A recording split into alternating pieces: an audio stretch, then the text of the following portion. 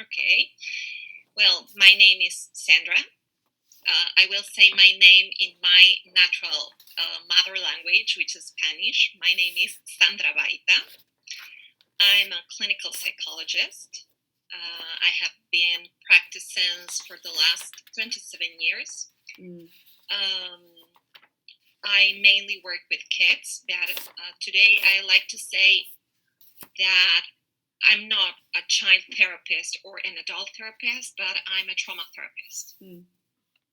Being able to start working with traumatized kids allowed me to understand better how to work with severely traumatized adults who were traumatized as kids.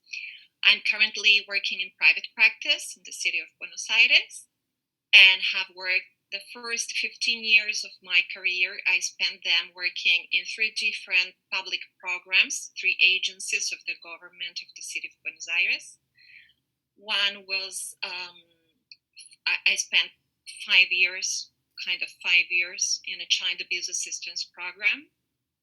Then the next 5 years in a home residence for teenagers who were pregnant or had their newborns until 1 year and a half. They could come with their newborns and stay there for 1 year and a half. And then I spent the last 5 years working in public agencies as a child therapist in a shelter for women who were victims of domestic violence. That was my involvement with public agencies. Then I quit the job because I couldn't find it. It was pretty exhausting to work in governmental agencies because they don't really get the point of the things that you have to do. So I felt that it was quite too limited for me to do my work there. At that time, my private practice started to increase, and I was also giving trainings and in child abuse and dissociation and trauma. So I felt that I needed my independence to use all my schedule and do the things that I wanted to do. So during the last, I would say, probably 13 years, 12 years, I have been working solely in private practice. Excellent. So which one of Dr. Herrero's protocols will you be sharing with us today and talking about? Well, I would like to talk about the assist because it's the one that I have been using most during this time. And I don't know if you want me to talk to you how I've learned about this protocol, because I think that this is the most interesting part because it happened a long time ago. Yeah, why don't you share? I'd love to hear that.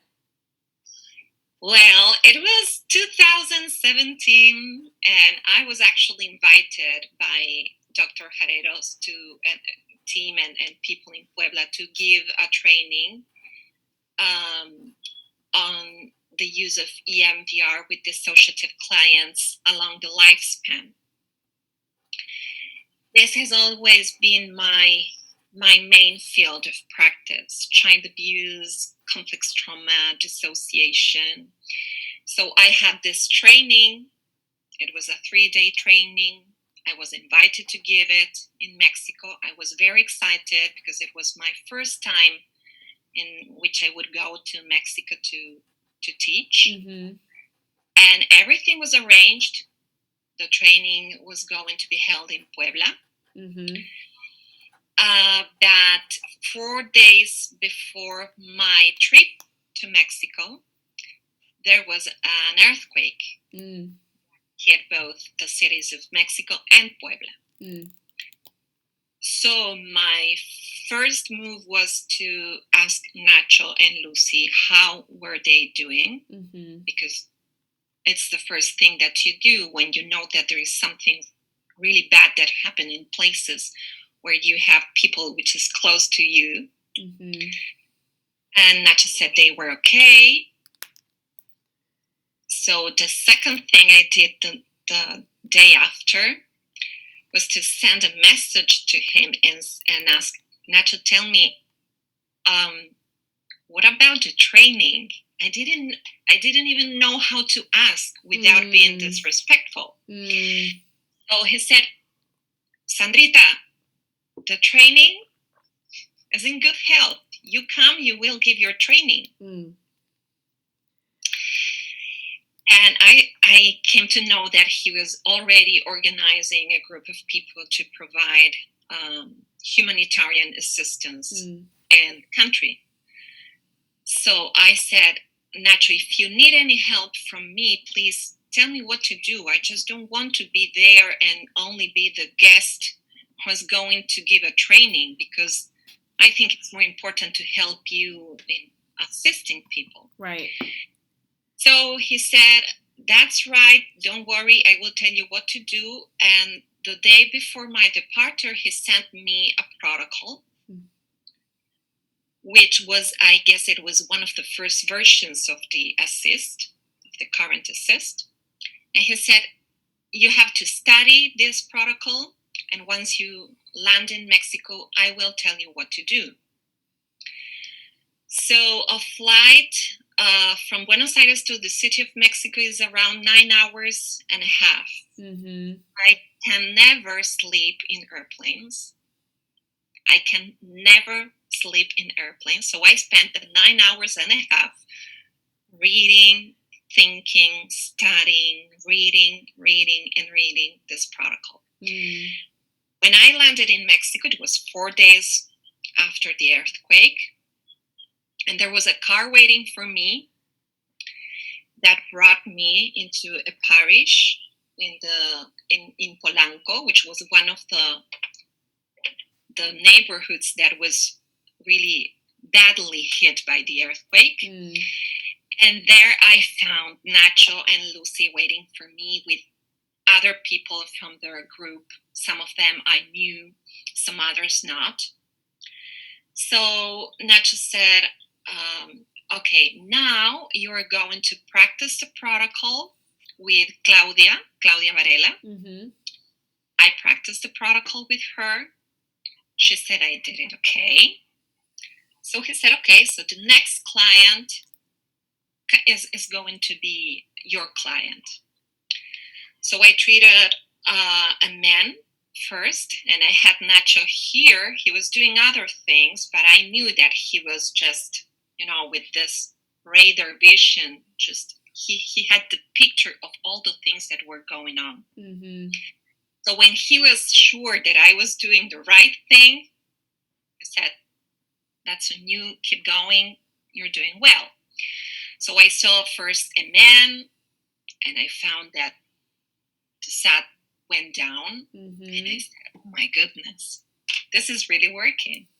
And then I saw another man who came with his wife and his children, and again, the SAT went down. And I then saw another woman, a third person woman, and she was really agitated. And she was constantly touching her chest and saying that she felt so bad and she was so scared, and she couldn't help thinking about what if there is another earthquake and I just can't take my kids out of the house.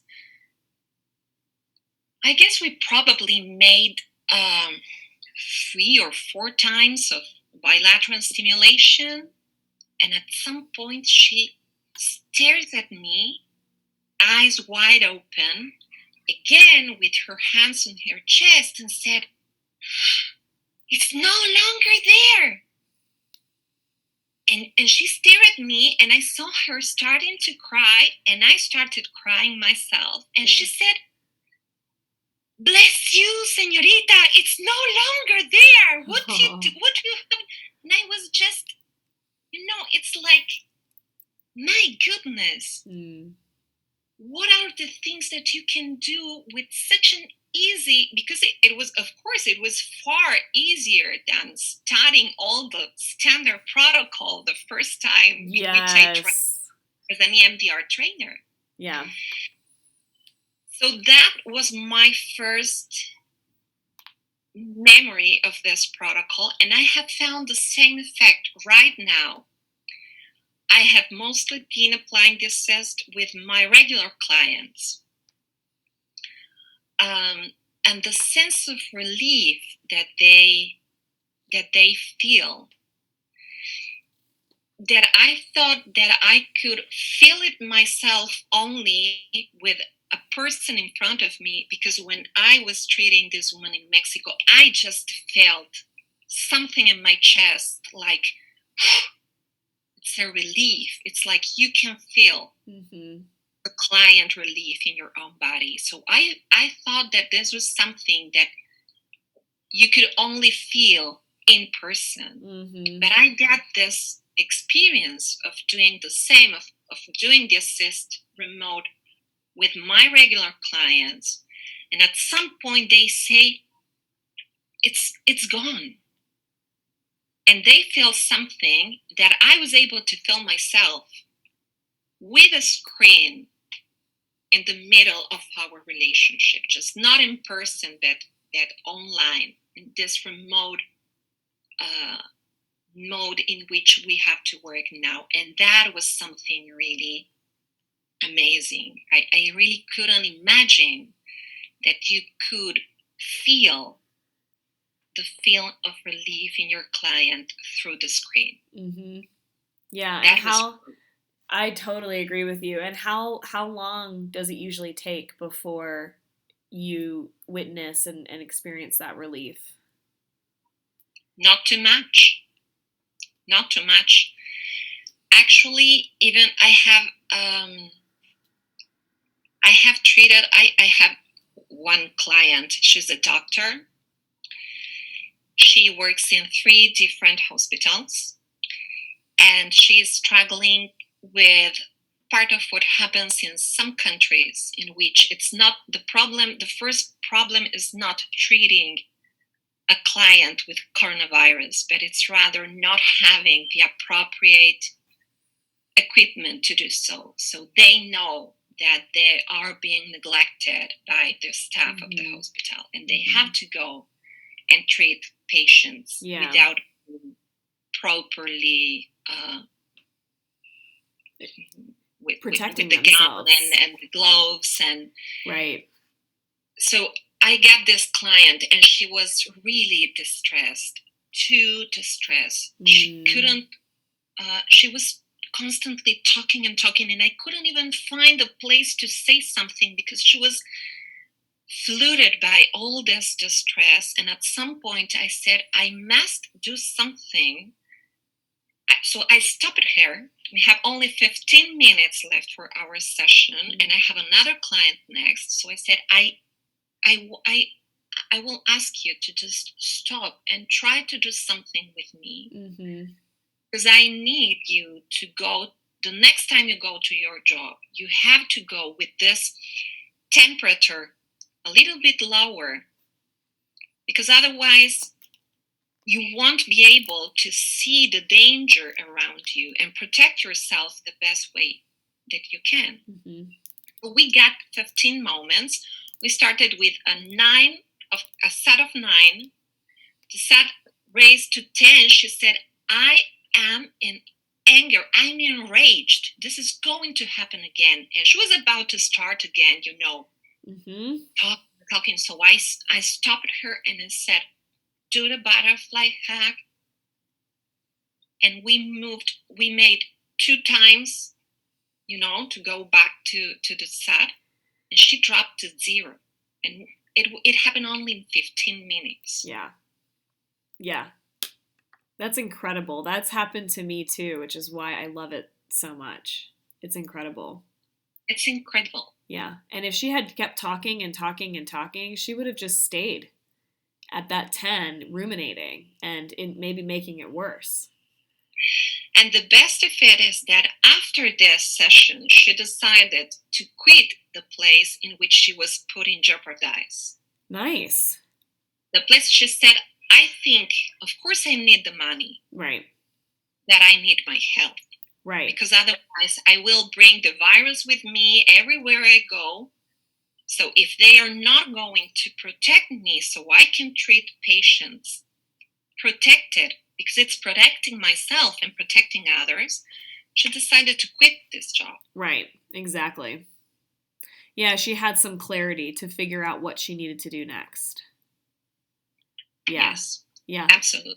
Because I find when clients are so overwhelmed with their emotion, they can't always think rationally on what they need to do. You know?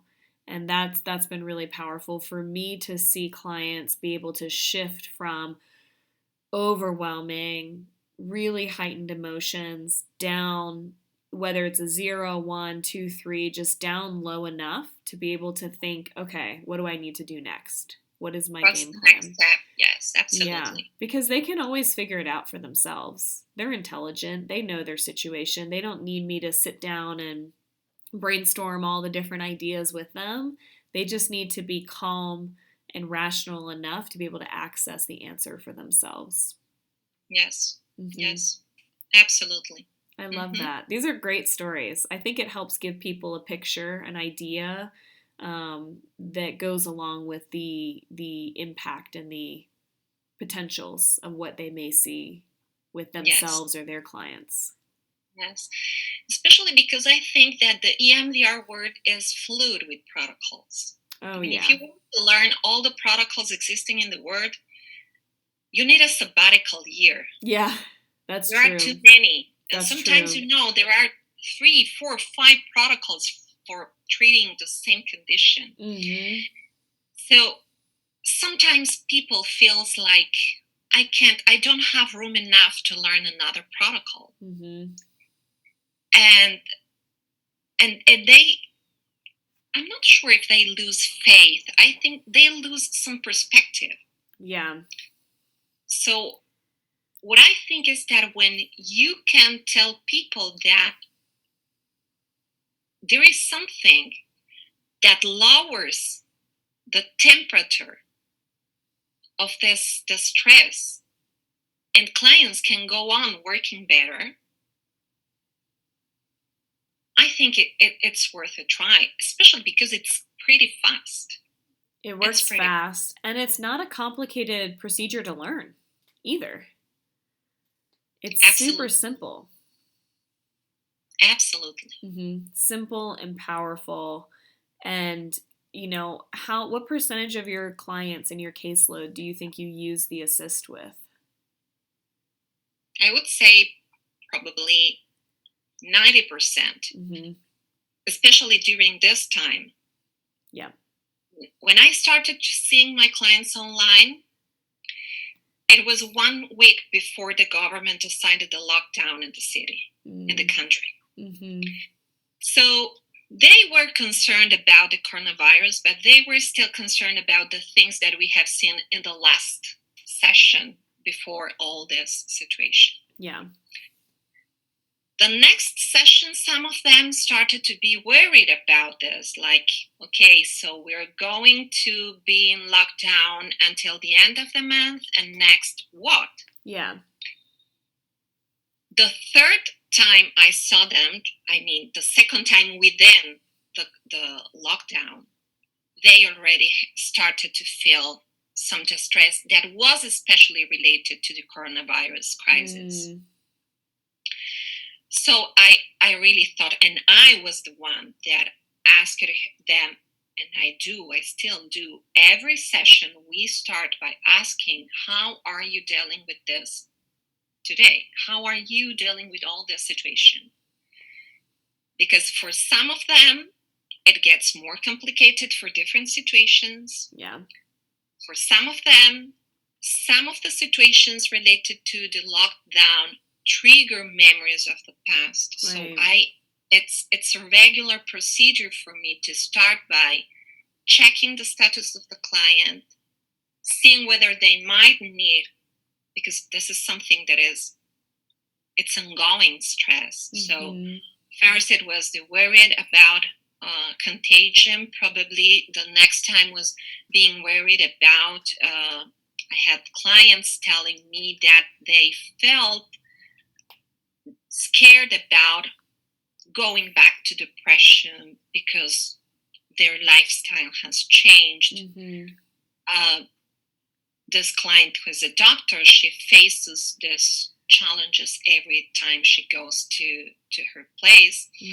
So with most of my clients, I keep using it on a regular basis every week, so we can go down, and then probably we can just, you can see all the picture, and they can keep going with the things that we were working. With some others, probably one session not, but the other session, yes, we do. That this is, for this moment, is special. It's just like came to us in the right moment. Yeah. Yeah, I totally agree. Using the Assist remote, we launched the first live training, I think it was in February. So right before all the coronavirus stuff started, and we didn't realize how relevant at the time that we launched it, that it would become over the next few weeks and months after. Yes. Yes. That's so great. So if somebody's thinking about taking, let's say, the Assist remote training, what would you say to them if they were like, do you think I should take it? Is it, because as you mentioned, there's a lot of trainings available. How do people decide what's going to be the most relevant to them and their caseload? Is there anything you would say to them as they're deciding, is this for me? Yes, I would tell them that let me start with something first. I have a conflict with people who comes to see me looking for EMDR therapy on a regular basis, because they mostly come with what they read or what they have told, and they come to me and say, I know that EMDR is effective and is fast. So the next question is, how many sessions will it take for me to stay better?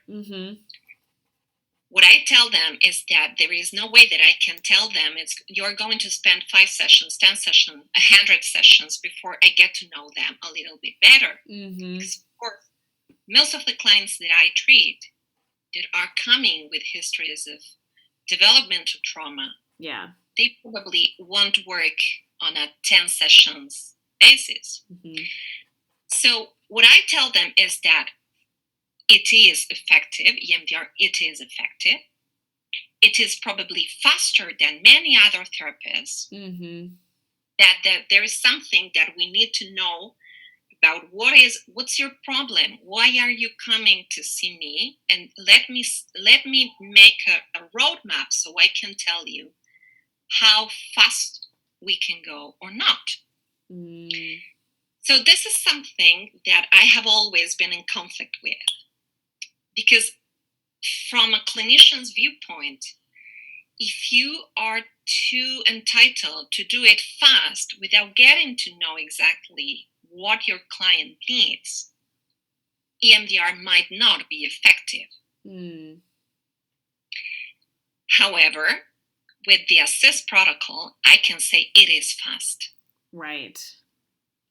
And I can say it is fast even when you have a client whose current experience is triggering something of the past, because there are ways in which you can leave the past in the past without touching it right now, lower their temperature right now, their distress right now, and even have a clearer picture to go to the past once you have lowered down this temperature, this distress. So it is fast. Yeah, I totally agree. So what you'll do in that situation is you'll start with the present distress to lower the temperature, lower the distress so it's more manageable. And then do you find that becomes an easier way to then lead into the EMDR afterwards? Yes. And this is something that happened with one of my regular clients. you know that when you are doing EMDR, when you are doing therapy with your clients, we are alone with our clients. Mm-hmm. You don't have your teacher right here telling you what to do. This is a miracle that I had in Mexico in 2017, that this is not what is going on today. When mm-hmm. I am with my client, I'm completely alone. And I know that sometimes I can follow the protocol, that there is something that it's outside the protocol. So that's the moment in which I have to make a decision, because mm-hmm. I can't call Nacho right there and say, tell me what to do. This is a moment in which the clinician needs to make a decision. So I got this regular client. We were working with what was disturbing for her about this situation. And she said that she couldn't deal with, I guess it was with uncertainty or something like this, that she needed to know, when is this going to end? And she said, I'm okay with being at home, that there is something that makes me this feel of uneasiness around, when is this going to end? When I will be free to say I can stay home or go outside. So we started working with this. This was her concern, her concern in the present. But at some point, the SAT didn't go down. I mean, we work over 2 or 3 pieces of the movie, and the SAT went down. But when we went to check the body, she got this sensation that had a SAT of 10, and we couldn't go down. Yeah. And we tried 1, 2, 3 times, and she said, it's not going down. And I could see her being in more and more and more distressed. And she said, I'm afraid. So what I did was I put the assist on hold, went to see where is this fear coming from. Mm-hmm. So she said, I am afraid that I will feel exactly the same as I felt by the end of the last year. That was the moment in which she came to see me, because she was in such a huge distress. This is a girl who quit school, so she spent the last 3 years of her life doing nothing, mostly staying home, chatting with her friends on the phone, seeing her boyfriend, but doing nothing. So she was afraid that the fact that she was now at home, because there was this lockdown, might bring her to feel again as in the past. Mm-hmm. So I had there two pathways. Yeah. I could either go to the past memories, which were in turn connected with past memories of her childhood. Yeah.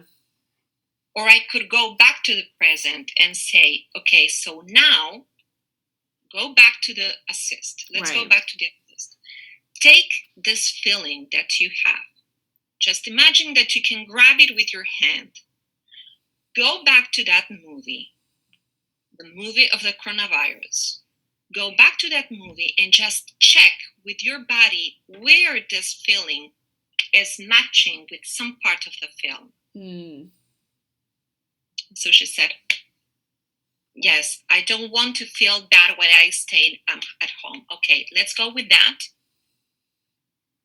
And the SAT went from a 10 to to a 0 in two different sets of bilateral stimulation. Since this was a girl that I have treated when she was a child, and she was severely dissociative at that time, and she knew that she had this mechanism in which she was able to, this is not happening right now, I don't feel it. Mm-hmm. When she said, I don't feel it any longer, I said, okay, let's check. And before I ended the statement, she said, I know what you mean. I don't feel it. because I know it's here with me, that it's not too distressing. It's not like when I was a child, which I could put it aside. I can say I know the fear is around me, but I can control it. That's powerful. That's powerful, especially because it allowed us to later go to all these memories of the past and just trying to find which were the differences between this time and right now, and which are her resources. That this sort of, difference between the past and the present were able only when she was able to drop down the fear that she felt. Yeah. Well, and it sounds too like you basically took somebody who was saying, I just feel overwhelmed everywhere. The body, sometimes the somatic component can be so overwhelming, and clients will just say, like, I'm feeling it everywhere, and it's hard to pinpoint what's happening. And it sounds like you were able to help her identify that specific somatic sensation that was connected to both parts, to both experiences from the past and the present, that was creating that overwhelming sensation, so that you could narrow it down to that exact somatic sensation that was connecting them both, and then target that like a laser light on that component, and it actually went down quite quickly. Yes. That because you make this connection, and then you bring it back to the present, and you do what the assist teaches you to do. Just go to the body, check the SAT, and try to lower it down. Instead of, opening all this bush of things that will bring you to her history of interpersonal violence when she was a child, and a lot of distress that she had to deal with since she was probably 3-4 years old until recently. If I thought that if I go there, instead of helping her calm down, I will be opening something that is too big. Yeah. She won't feel better from this session to the next one. So what is right now feeding this past? Right. You just drop this, what is fitting right now, and then you have a clearer pathway to go to the past. Yes, you're making the present more manageable. Absolutely. Yeah. I love that. I get that question a lot from people.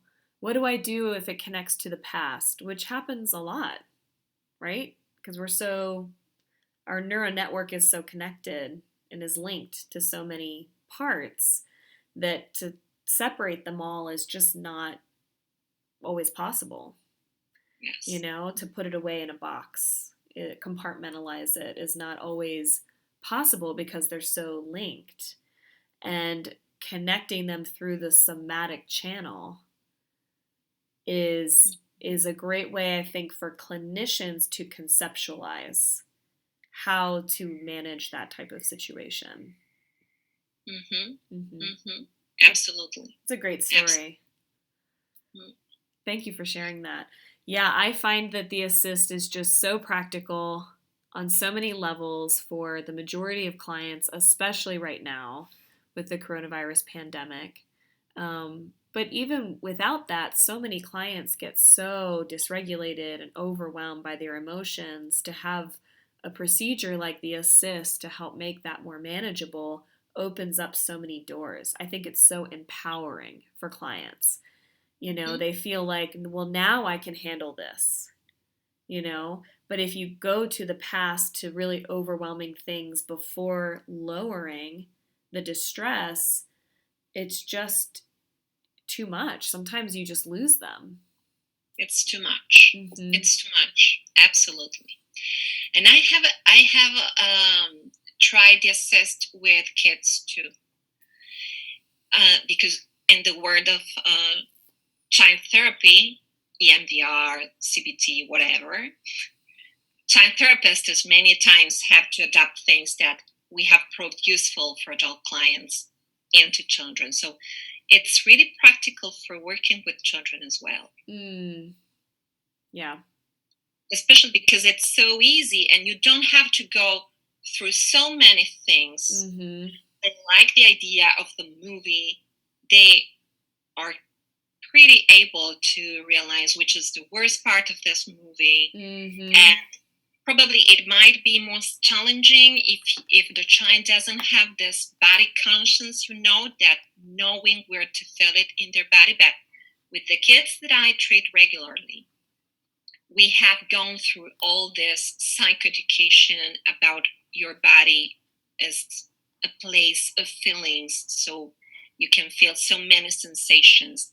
So for them, it's easy to go there and feel there is something in their belly, in their chest, in their throat. The butterfly hug is something they like. Mm-hmm. It's easy to go from one piece to just check the side and go again to the butterfly hug. So it's easy, and it's friendly for kids as well. Mm-hmm. Yeah, I love that. I find that the kids process very quickly as well, which is good for their limited attention span. Absolutely. Yeah. And they like, I have found with one girl, they love this joining the butterfly hug with the march of their feet. Oh, this is something that they really love. Mm-hmm. And it's powerful as well, because it's like, a girl told me, I feel like an elephant. Aww. Great. So what is this elephant squeezing? At my thoughts. Oh, it's so sweet. That was really funny and great. I love how the kids describe things sometimes. Elephants are big and powerful, and such a great description. Absolutely. I constantly say that we should all mandatory start working 2 years with kids and then move to adults if you decide to work with adults, because there is a lot to learn about how to work with kids. There is pretty much a lot. Yeah. They have wisdom that when we grow up, we forgot because we think that it's too childish. Yeah. I think that it's the opposite. We overthink things. Yes. Yeah, and kids have this simplicity in their wisdom. Yes. I agree with that. I've never heard someone say that before, but I agree. I love that.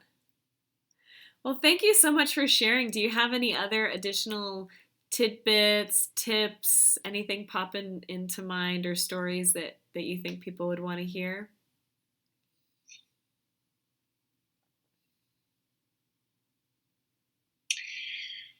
I think that, do you want me to talk about what to say to my colleagues probably, or more about...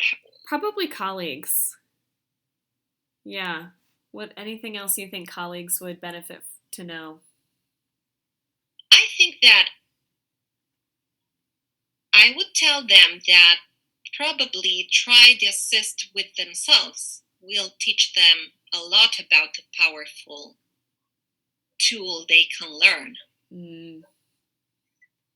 It's the same like in the training. When you train as an EMDR therapist and the trainer tells you to pick something that it's not too traumatic but probably stressful, so you go to the practicum. You try there with yourself the power of EMDR. I recall my own training, and I recall picking up something that happened to me with one of my chiefs in my work that was pretty much distressing. And when I tried this during the practicum, and I felt like I'm not feeling this any longer.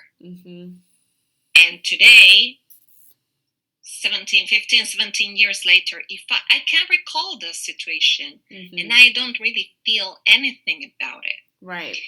So the same way in which we have tried the EMDR protocol with ourselves, I would suggest them to try the assist with themselves. They will find that it's good. It's good for me. It's good for my clients. So you use that as maybe self-care for yourself. Yes, and actually I have used the first versions of the assist, the ones that I have learned to go to Mexico. I have tried this with myself a couple of years ago when I was on vacation with my family, and we have a robbery at our home. It was night. We were alone in a place that was pretty much deserted. It was me who found the thief just face to face. It started screaming. I felt terror. For the first time in my life, I knew what terror was. It was by night. We've been, I guess, probably 1 hour waiting for the police. And then we have to stay there until the next day. And it was really hard, because you start feeling that instead of being at home, you are in danger. Yeah. You're in a place that is dangerous. So I did it to myself. I did it to one of my daughters who was pretty much anxious. And the fact is that I know that probably someone who has a situation like this, the first thing that wants to do is, I want to go back to my home. Right. That I just didn't want to quit my vacations by the sea. I have spent all the year working for this vacation. So we decided to move to another place. And that was surrounded by other houses, and it was probably more protected. That the first night I had to go to sleep in this new place, I didn't feel I'm in danger. Right. And we could even have dinners in the balcony and the street just in front of us, and I didn't feel afraid. That's amazing. I can say it works. Yeah. And how powerful to have that kind of tool to use for yourself. To Absolutely. know that you have it no matter what happens. Absolutely. I love that. That. Thank you for sharing. So one last question is, as people are listening to this, I imagine that maybe some of them would think, I want to do a consultation with Sandra. Oh, she works with kids. I would love to do a consultation with her. Do you offer EMDR consultation individual? Yes. Yeah. Okay, so we can give people your contact information if they want to reach out and do that with you. They will see me talking with my hands all the time. I love it. It's something that comes with me. It's more engaging. They probably will see me like, wait a minute, and just grabbing something and make a little draw and put it in front of the camera and said, do you understand what I tried to mean? Yes. I love that.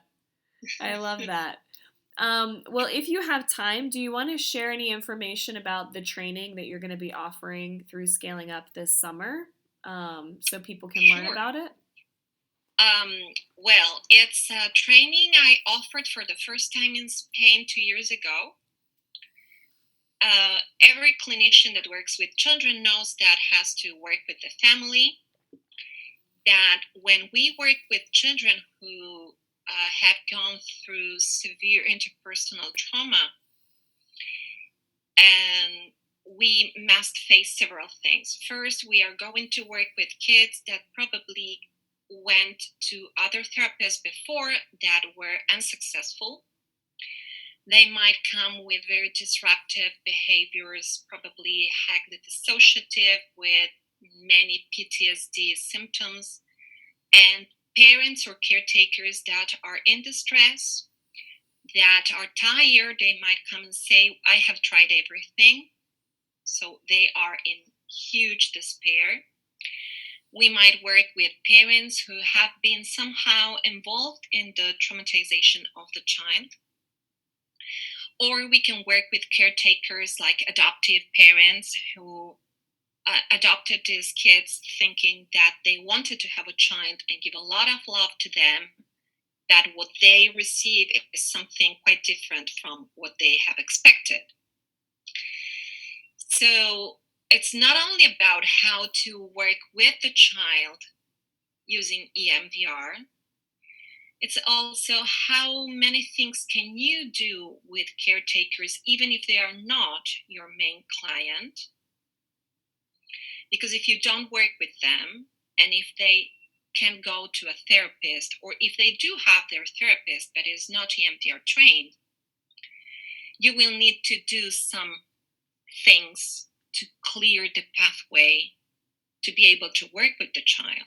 Because developmental trauma is mostly attachment trauma. So if you don't work with the attachment system, it doesn't matter how many things you know about EMDR, probably the work that you do with the child won't be successful. But when you have to work with this population, and when they come with this state of despair, and probably parents have been involved in the traumatization of the child, or are too distressed and they feel disengaged from the child, you can't pretend that any of this is going to trigger you.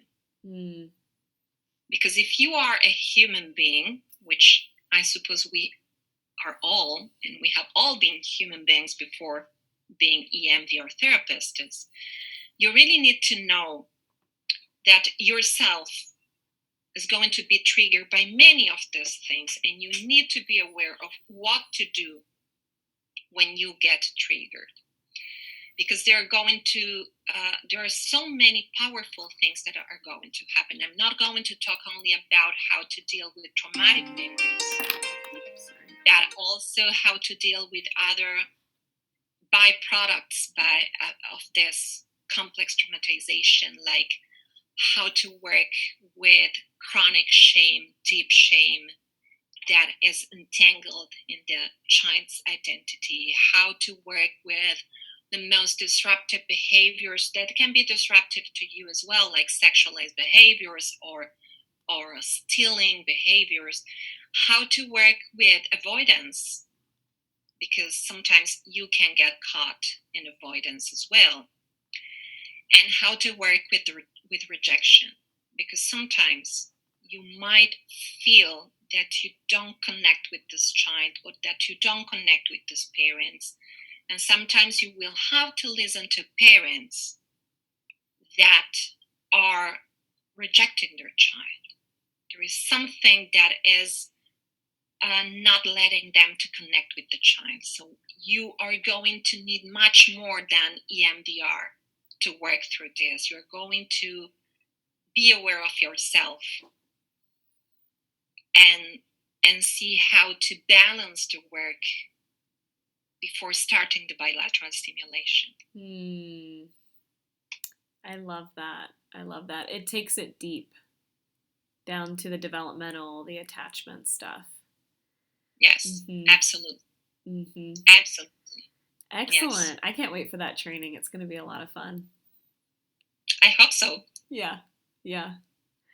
Awesome. Thanks so much, Sandra. This was so fun to spend some time with you, and I appreciate you giving us this information, because I think it'll be really helpful for kind of triggering ideas for people and how to get further support, and just introducing them to the work that you're doing. Thank you, Kelly, for letting me share this.